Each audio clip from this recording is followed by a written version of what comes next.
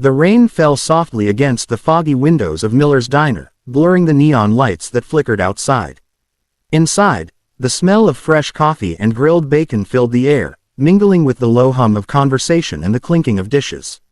It was the kind of place where truckers stopped for breakfast and lonely souls came for a little warmth.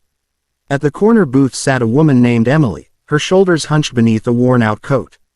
Her eyes were tired, her hands clasped around a cup of coffee she could barely afford. The waitress, Maggie, had seen her before, always quiet, always polite, always ordering the cheapest thing on the menu. That evening, Emily had only ordered a small plate of fries and a glass of water. She picked at the food, lost in thought, glancing occasionally at the clock as if time was something she owed. The diner door opened suddenly, and the sound of heavy boots echoed on the tile floor. A group of bikers walked in, leather jackets, loud laughter, rain dripping from their gloves. The diner's chatter softened. The largest one among them, with a gray beard and a deep scar on his temple, nodded at Maggie and took a seat by the counter. The place returned to its usual rhythm, but Emily's eyes darted to the group. She looked nervous, clutching her small purse. When her plate was nearly empty, she hesitated for a long moment before softly calling Maggie over. Her voice trembled when she asked, "Ma'am, would it be okay if I took the leftovers? I have a little girl at home, and she hasn't eaten since morning."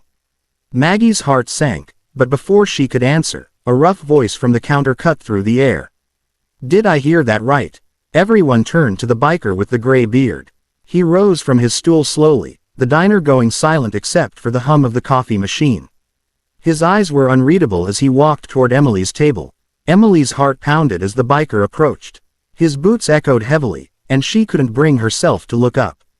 She expected ridicule or harsh words. She'd had enough of those lately. Life had been cruel since her husband left, leaving her to raise her daughter, Lily, alone. She worked double shifts at a laundry shop, barely keeping up with rent, often skipping meals so her child could eat. The diner had become her small escape, a place to feel human again, even if it was just for a cup of coffee. "You said you've got a daughter?" the biker asked in a voice that was surprisingly calm. Emily nodded, her eyes glistening. "She's 6, she whispered. "She likes fries." There was a faint smile on her lips, one that broke almost as quickly as it appeared. The biker stared at her plate for a long moment, then looked at her worn coat, the way her fingers trembled slightly. "What's your name?" he asked. "Emily," she replied softly. "Well, Emily," he said, turning his head toward Maggie, "bring me the biggest meal you got. Steak, mashed potatoes, the works." Maggie blinked, confused, but hurried to the kitchen. The biker sat down across from Emily without asking. "You don't need to take leftovers tonight," he said firmly. Emily's eyes widened. I can't accept," she began, but he raised a hand gently. "Don't argue, ma'am. I've got a daughter too. She's grown now, but I remember nights like those." The diner had fallen completely quiet. Forks froze mid-air, conversations died. Everyone was watching as the biker smiled faintly. "What's her name?" he asked. "Lily," Emily whispered again, her voice breaking. "Pretty name," he said softly, his tone full of warmth. When Maggie returned with a large plate of food, he slid it gently toward Emily.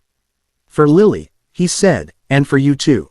Tears welled in her eyes as she pressed her trembling hands against her mouth, unable to speak. When Emily finally found her voice, it came out in a whisper. Why would you do that for me?" The biker leaned back, sighing as he looked out the rain-streaked window. "Because I know what it's like," he said quietly. "Years ago, I wasn't the kind of man you'd want sitting near your table. I made a lot of mistakes, hurt people, pushed away the ones who cared. My wife left me when my daughter was 5, said she couldn't raise her around a man who'd lost himself." He paused, his eyes distant. "I cleaned up after that. Got a job, joined a writers' charity group. We deliver food and toys to kids in shelters now. I guess you could say I'm trying to make up for lost time." Emily listened, her heart softening. There was something in his voice that spoke of deep regret but also redemption. "I used to eat cold beans from a can just to feed my little girl," he continued. "So when I see someone like you, I remember her. I remember how she used to smile even when we had nothing. The diner remained silent except for the faint rumble of thunder outside. A man at another table sniffled quietly, pretending to wipe his nose. "You've got strength, Emily," the biker said. "More than you think." She shook her head. "I just want to be a good mother," she whispered. "You already are," he said. "Only good mothers worry about feeding their kids." His words hit her heart like sunlight breaking through clouds. For the first time in months, she felt seen, not pitied, but understood. When she looked up again, he was smiling softly, and for a brief moment, she thought she saw tears glint in his eyes. As Emily finished her meal, the biker called Maggie over again. "Give her a few more to-go boxes," he said. "And pack a piece of pie. Kids love that stuff." Maggie nodded, trying to hide her own tears. Emily shook her head, still overwhelmed. "You've done too much already," she murmured. "Please, I can't," but he interrupted her again with that same calm voice. "You can, and you will. It's not charity, Emily, it's kindness.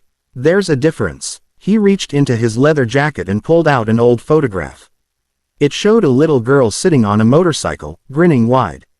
"That's my daughter," he said with a bittersweet smile. "Haven't seen her in a few years, but I like to think she'd want me to do this." Emily's throat tightened. "I'm sure she would," she said softly. The biker nodded, then stood up and placed a few bills on the counter, enough to cover Emily's meal, plus extra for the staff. "Take care of her, will ya?"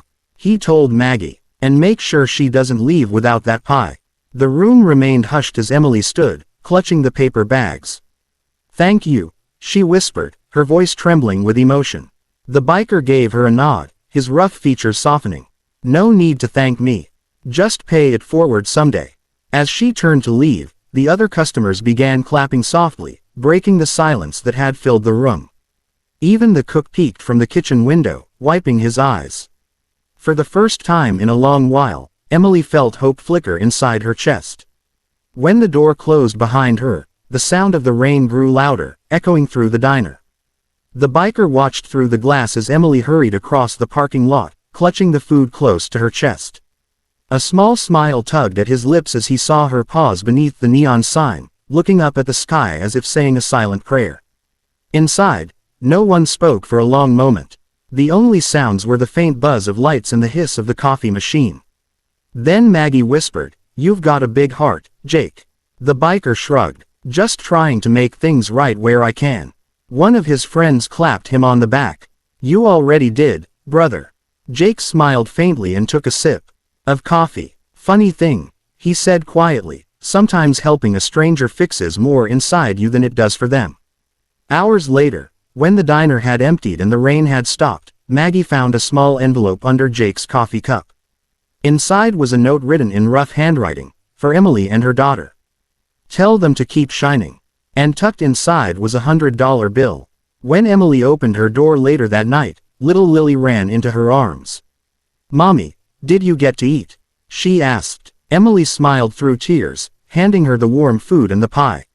"Yes, baby," she whispered. "And so will you." Outside, the storm had passed, and the stars were finally peeking through. Somewhere down the road, Jake rode into the night on his motorcycle, the engine's hum fading into the distance, carrying with it a quiet reminder that kindness still existed, even in the roughest hearts.